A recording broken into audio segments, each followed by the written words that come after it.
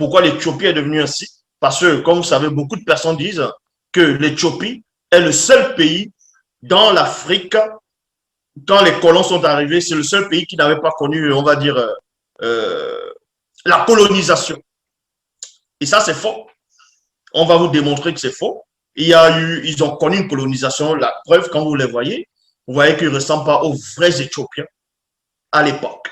Apocalypse chapitre 9, au verset 2 à 4, il est dit, la clé mystérieuse du puits de l'abîme interdit à la main.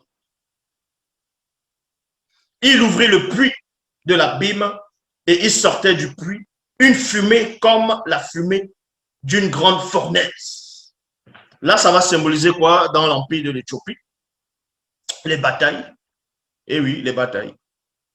Ils disent qu'ils n'ont pas subi la colonisation. On va vous montrer comment ils ont subi la colonisation.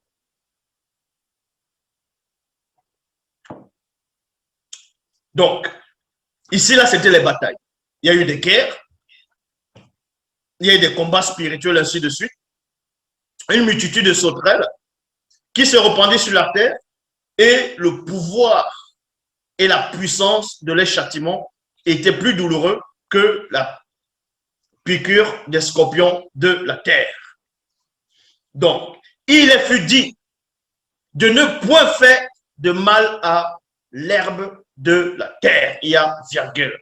Vous allez me dire, mais où est le rapport avec Apocalypse 9, 2 à 4, avec l'Éthiopie? Où est le rapport avec ce verset-là, dans le verset 4? Tout simplement, on vous dit ici dans le verset 4, il fut dit de ne point faire de mal à de l'herbe de la terre, il y a virgule, ni à aucune verdure, ni à aucun arbre, il y a virgule. L'arbre, la verdure, ici, là, va représenter les récoltes, va représenter les fruits, va représenter la nourriture.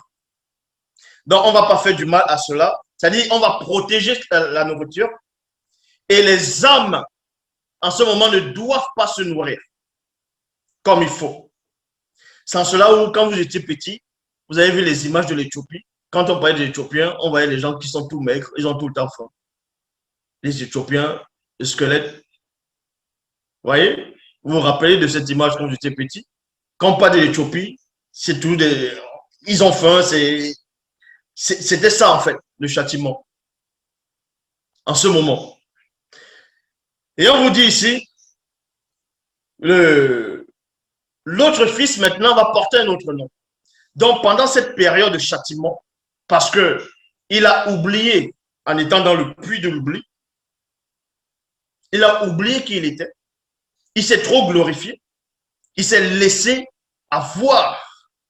Donc il y a eu des batailles, il y a eu beaucoup de famines après. Et c'est là où son autre fils, il va l'appeler du nom de Nyo-La-Wossi. Nyo-La-Wossi. Qui veut dire quoi? Ça, c'est important. Nyo-La-Wossi. Si on ne vous explique pas, vous n'allez peut-être pas savoir ou comprendre ce que ça veut dire. Nyo-La-Wossi ici, c'est par rapport à l'hybridation des Éthiopiens. Ils ont subi l'hybridation. Et ils disent qu'on ne les a pas colonisés alors qu'ils ont subi l'hybridation. Nyo-La-Wossi, ça veut dire quoi? Si on traduit en français, c'est la crinière du cheval, le cheveu du cheval. Mais quand on voit la crinière du cheval, c'est comment? C'est comme frisé, long. C'est ça l'hybridation. Donc, on vous dit ici, dans Job 39, verset 18, « Est-ce toi qui donnes la vigueur au cheval et qui revêt son cou d'une crinière flottante? »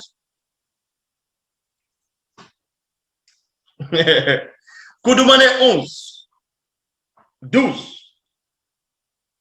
La 9e Djengu était semblable à un centaure, mi-cheval, mi-homme blanc.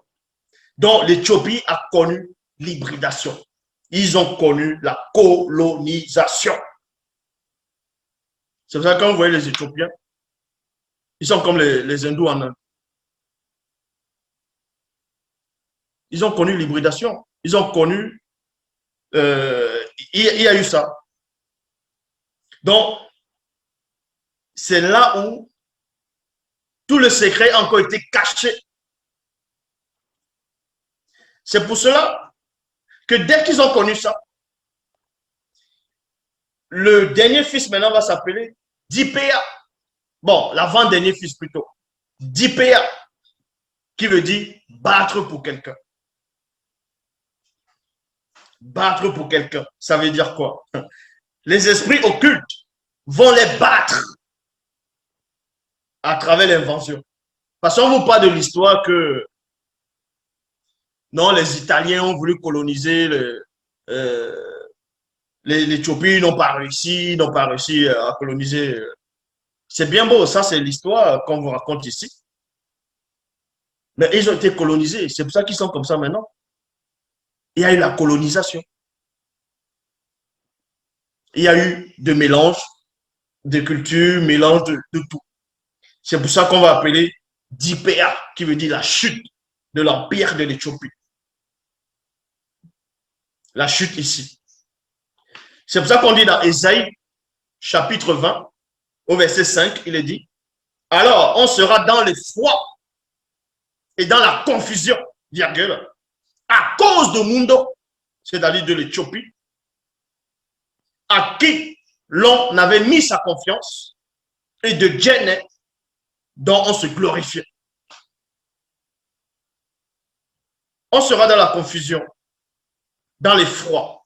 Quand on voyait les Éthiopiens, ils sont tout maigres, on les voyait, vous dites, mais ce peuple-là, il n'y a pas une armée, il n'y a pas un président. Comment les gens sont dans...